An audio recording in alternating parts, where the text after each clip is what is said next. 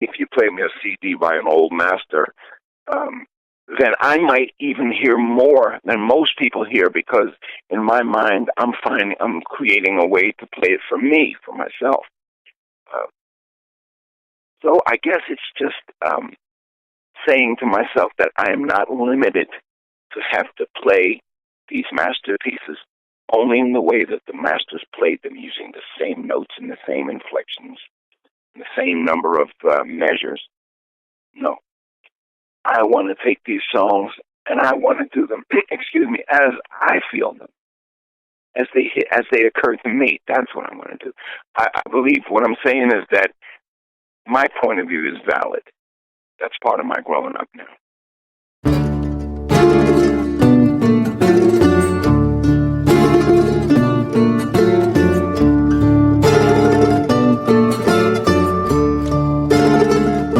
I asked for water, and she gave me gasoline.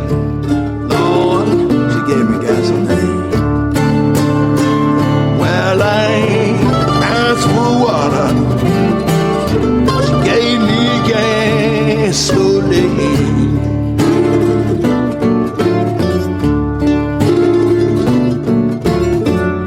I asked for water, and she gave me gasoline.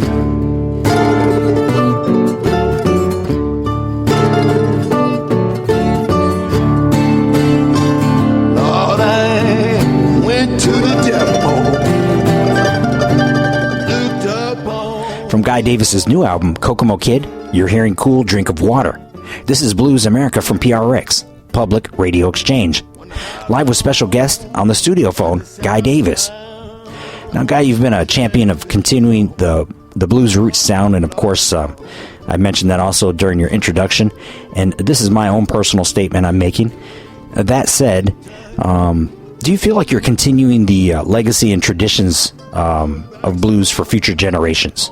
Yes, I do feel that I am carrying on the tradition and the legacy. And it's funny, that's not what I set out to do. I simply set out to play these things in a way that satisfies me and hopefully satisfies others. But it turns out that people do want to hear it. They do want to see it done live. And so, yes, that means I'm carrying it on.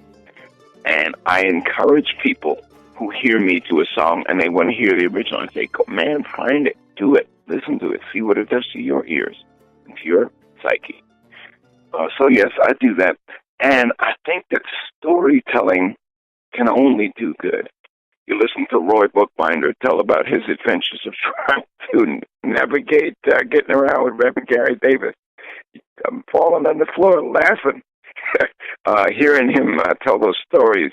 But I find that it gives a context, an even deeper and greater context to the music of Reverend Gary Davis. He becomes less of an untouchable figure and somebody that you almost feel like, you'd be sitting in this living room listening to the music.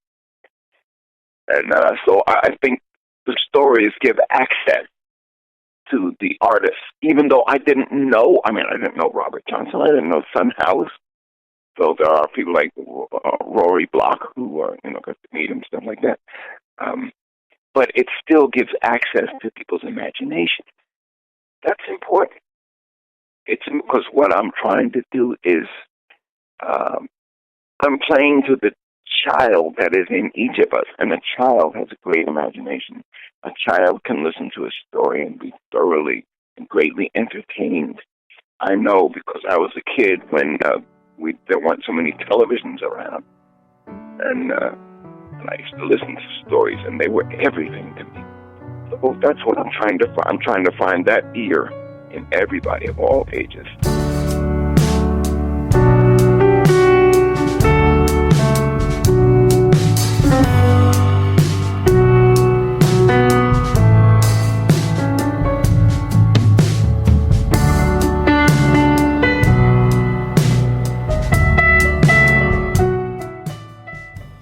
I think I have a responsibility to continue the legacy of the blues.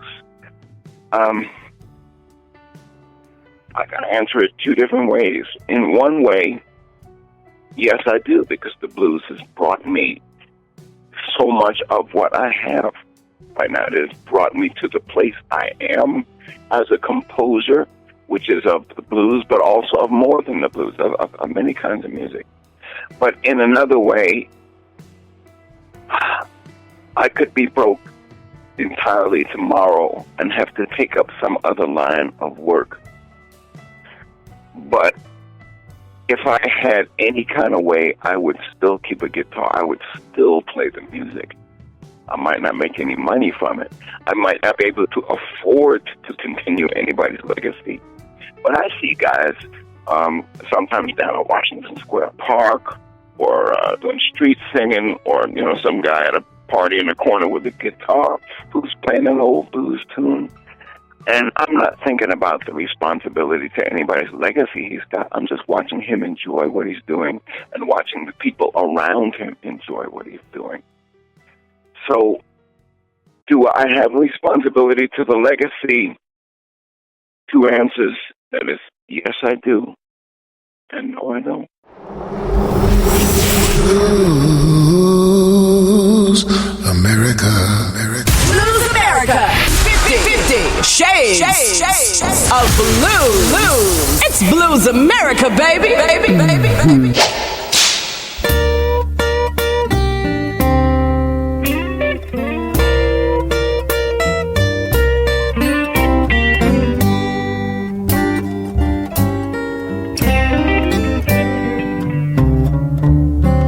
Remember me, baby.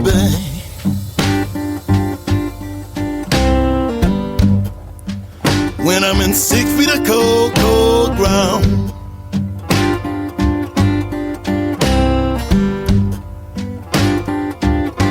Remember me, baby.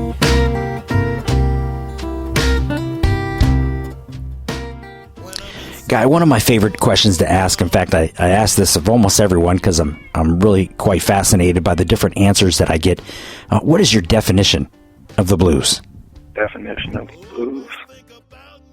I guess I used to have a pretty stock answer about what my definition of the blues was.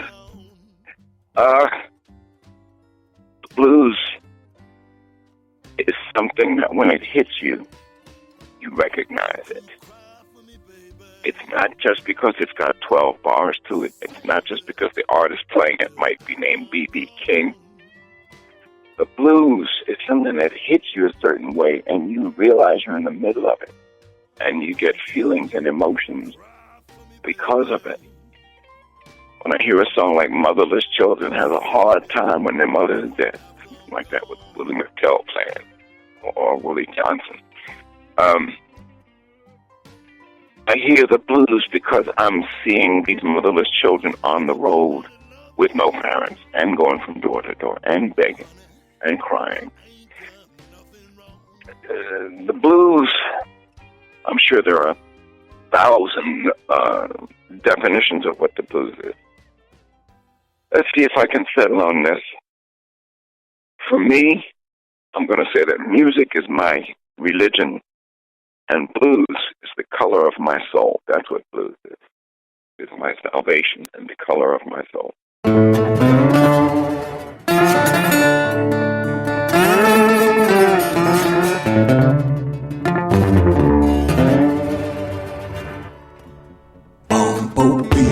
Bumblebee, sting along as you're right on.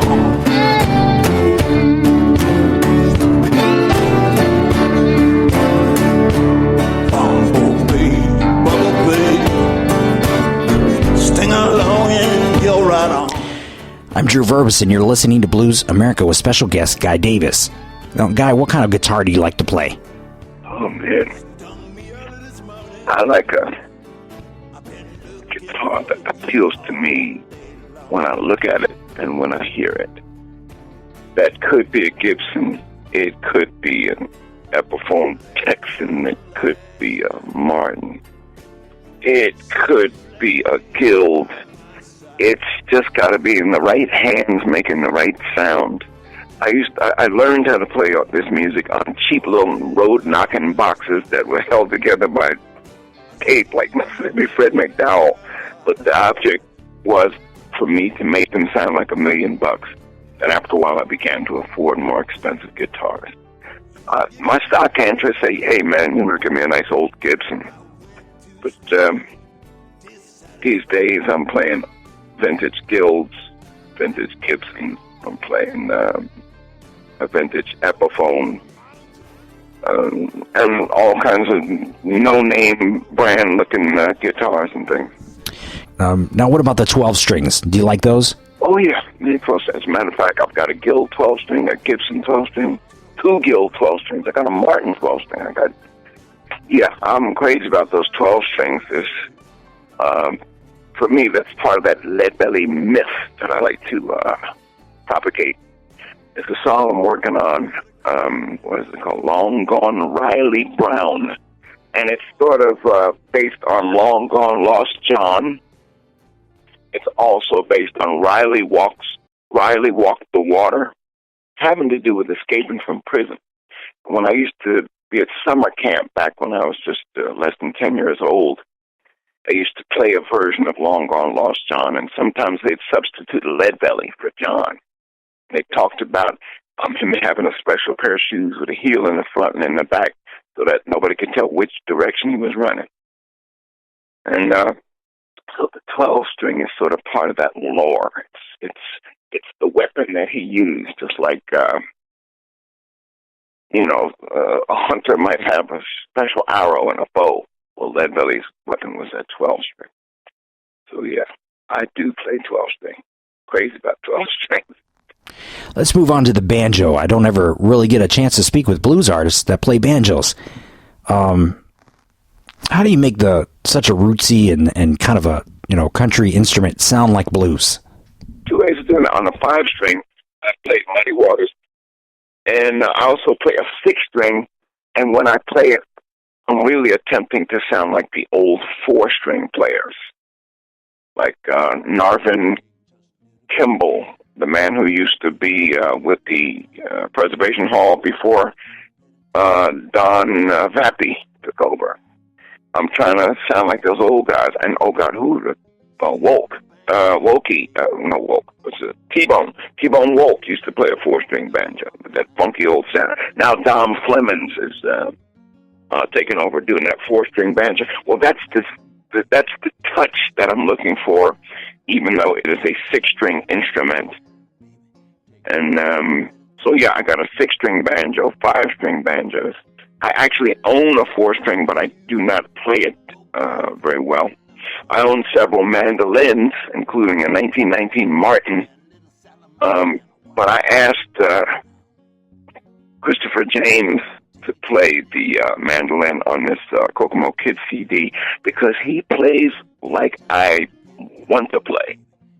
And it's very intuitive, and he has a beautiful touch. He taught himself.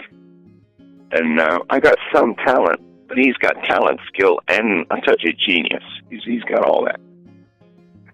So, yeah, man, I got all these instruments. I'm crazy about the blues. I love campfires. I love stories.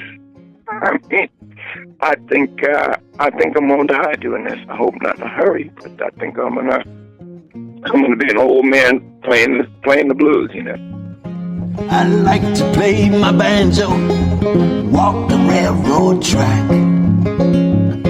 I walk all day for miles and miles, don't care when I get back. And I'm taking just a little bit of time, baby. Taking just a little bit of time. Taking just a little bit of time, baby. Taking just a little bit of time. I keep whiskey in my pocket. Sometimes I make it gin. Sometimes I tote a keg of beer. It depends what mood I'm in. And I'm taking just a little bit of time, baby. Taking just a little bit of time. Taking just a little bit of time, baby. Taking just a little bit of time. In the city, folks in a hurry, and I gotta get out their way.